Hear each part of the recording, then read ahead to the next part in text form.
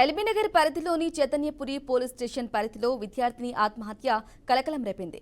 ఐఐటీలో seat వస్తుందనుకుంటే Warangal ఎన్ఐటీలో seat రావటం, తల్లిదండ్రులకు వదిలి కాలేజీ హాస్టల్కు ఒంటరిగా వెళ్లాల్సి అవసరం రావటంతోనే మనోవేదనకు గురై బలవన్మరణానికి పాల్పడినట్లు తెలుస్తోంది. తండ్రి ఫిర్యాదు మేరకు కేసు నమోదు చేసుకుని దర్యాప్తు చేస్తున్నట్లు చైతన్యపురి ఇన్స్పెక్టర్ వెంకటేశ్వర్లు తెలిపారు.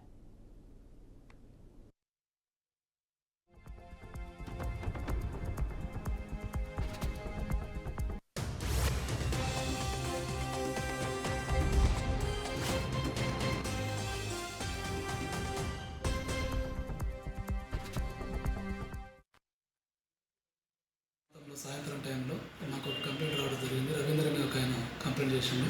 వాళ్ళ యొక్క రెండవ కూతురు లాలస చందన అనే అమ్మాయి తన ఇంట్లో ఫ్యాన్కి ఊరేసుకొని చనిపోయింది. ఆ అమ్మాయి రీసెంట్గా ఎన్ఐటీలో సీట్ రావడం జరిగింది. ఎన్ఐటీ వరంగల్లో వచ్చింది, సీట్ రావడం జరిగింది.